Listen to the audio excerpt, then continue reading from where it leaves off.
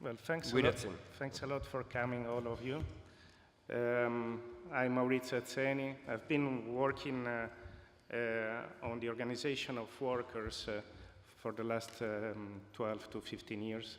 And I'm actually living and working in Argentina at the National Research Council.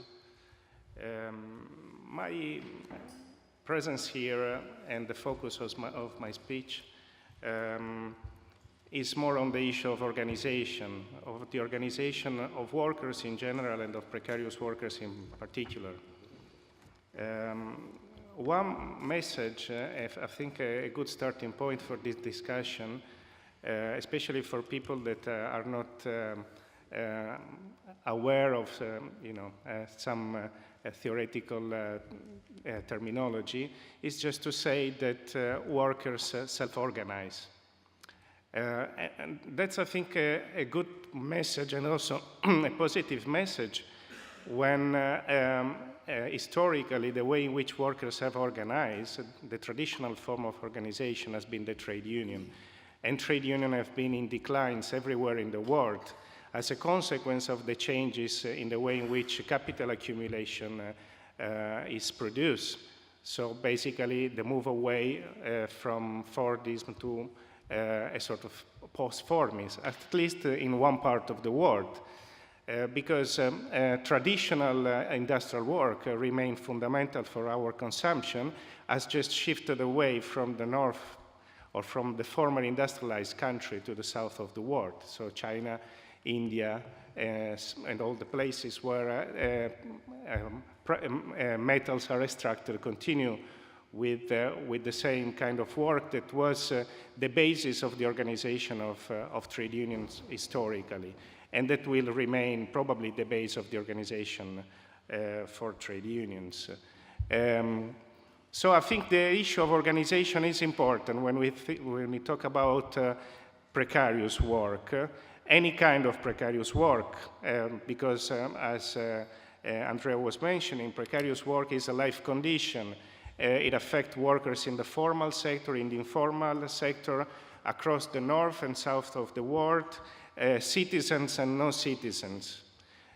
So the issue of the organization is fundamental, and of course is an issue that has to be related with politics, but also with existing condition for organization. And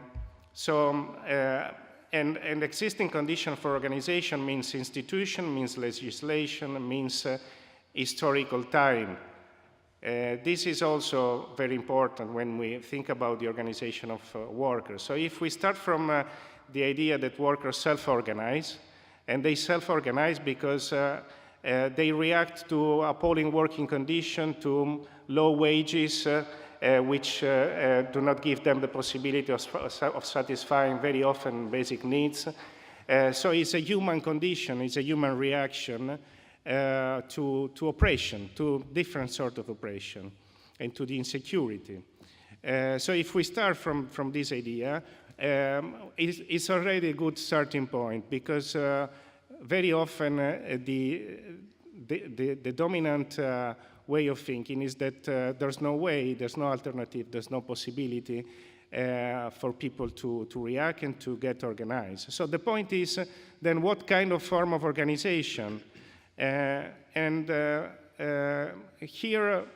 I think we are in a moment of time, especially after all these changes in the way in which capital accumulate, that may present us with at least the need to make an effort to think about the future. I often try to get into the cloth of Karl Marx when in the 1850s, around that time, was writing such an important books and focusing on the industrialized workers as the working class and as the vanguard and the future of a better system. And he has been right for a number of years, and at least for part of the world. So are we in a situation of of a new working class formation, at least we have to pose the problem now, because it has changed the way in which capital accumulate. And we have to probably think about, instead of categories of workers, the industrial, the service worker, the formal worker or the informal worker, the citizens or non-citizens, we probably have to take space as a way of thinking about organization. So we have to think about cities, maybe, as the center of a possible new constitution, new formation of working classes across this question and issue of precarity. Because cities are the geographical spaces where production takes place, where consumption takes place, where financialization takes place, where real estate is an issue. So taking out housing for people and to transform it into creation of value.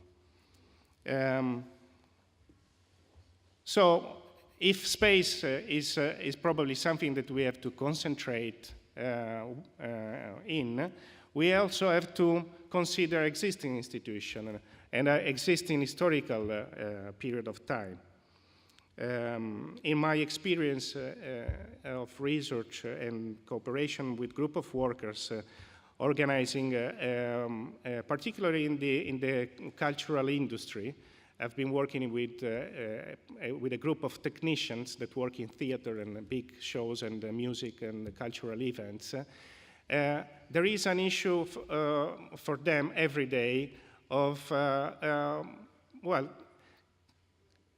developing a consciousness of their own a collective identity. And that's something that it doesn't emerge immediately, even if they are all sharing precarious working conditions, and even if they are very often sharing the same space, they do their work in the same place, in very strict contact.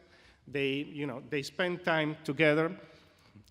There's not an immediate transformation of their material condition into a collective identity, a collective consciousness. So there are different stages through which groups of workers go through in terms of finding their own identity. Secondly, there are problems related to existing legislation.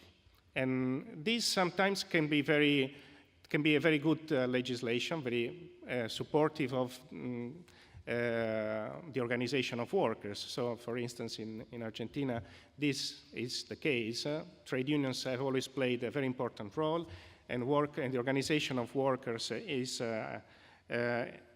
important, at least in terms of redistribution of the income produced. So workers that want to get out of their precarious condition, that want to better their life, have practical tools at hand to go through this betterment of these lives. And in many countries, the way in which precariousness can be thought is through a formalization of employment, a formalization of relation.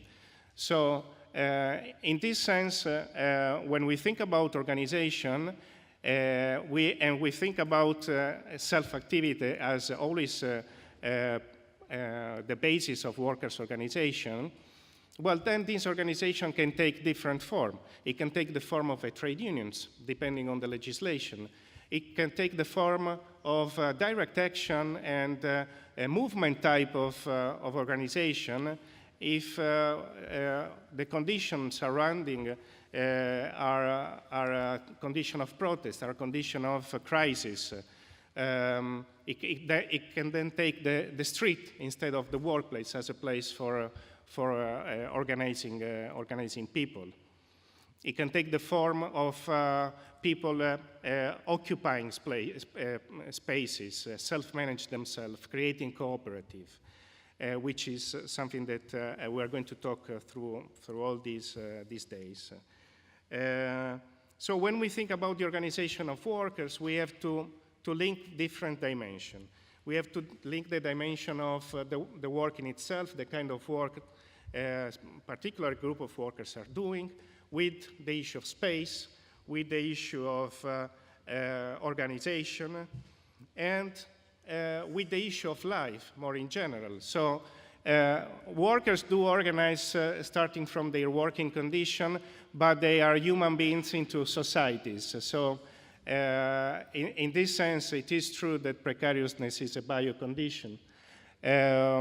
So the sphere of work needs to be linked to the sphere of life, and the sphere of life